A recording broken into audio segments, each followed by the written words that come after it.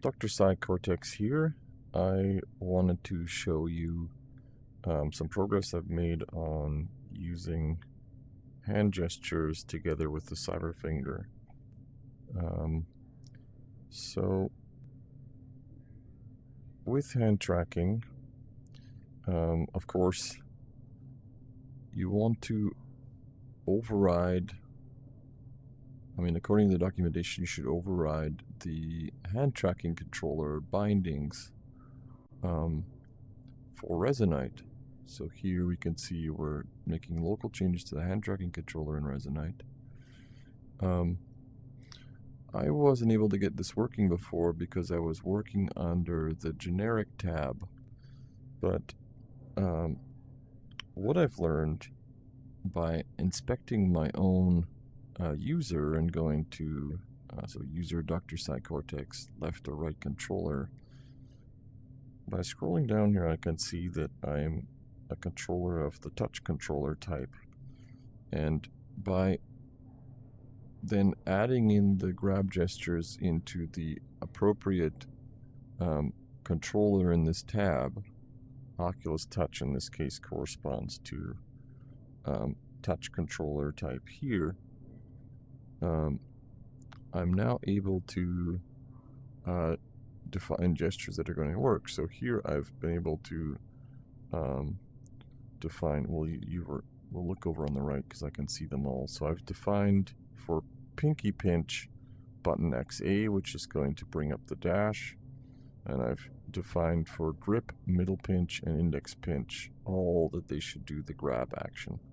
So this is, I think, a bit overkill, and as you'll see, there's a fair amount of false positives here that are problematic for now.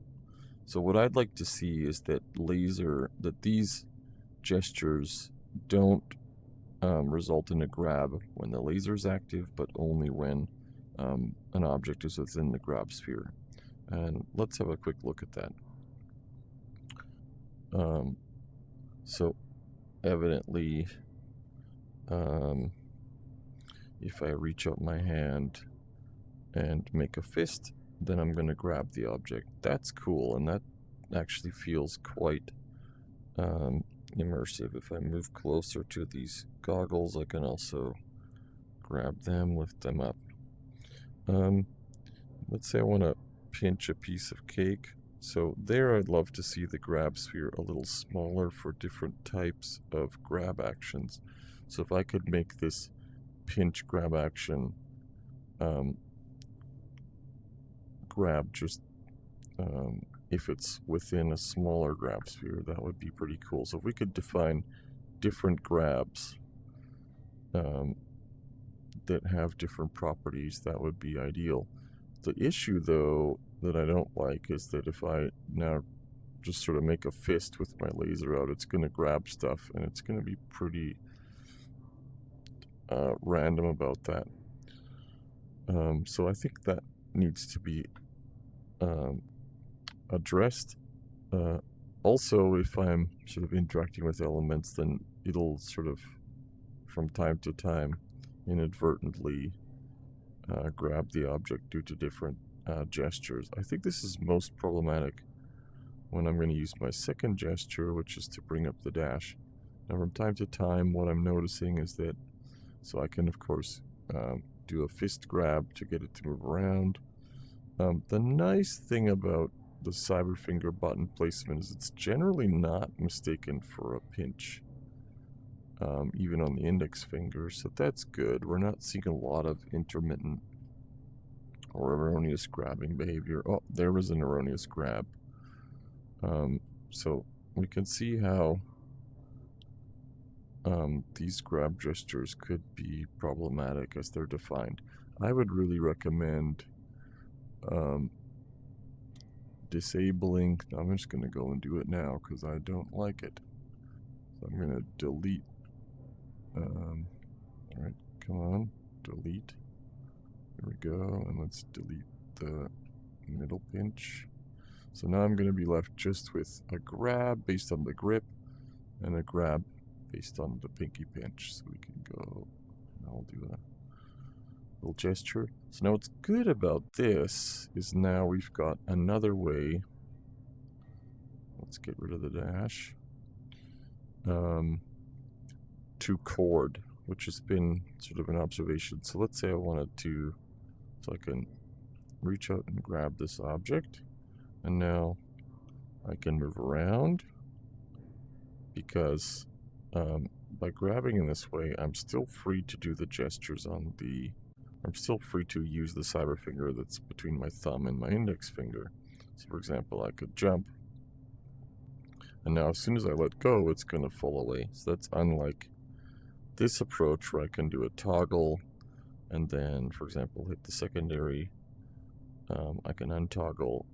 This is going to be a laser-free scenario where I'm going to just grab with the gesture, and then again I can hit the secondary quite naturally. I find this to be quite immersive, to have my hand just reach out and being able to grab something. That's pretty cool. The accuracy of the grab gesture from top isn't great. From the side is better.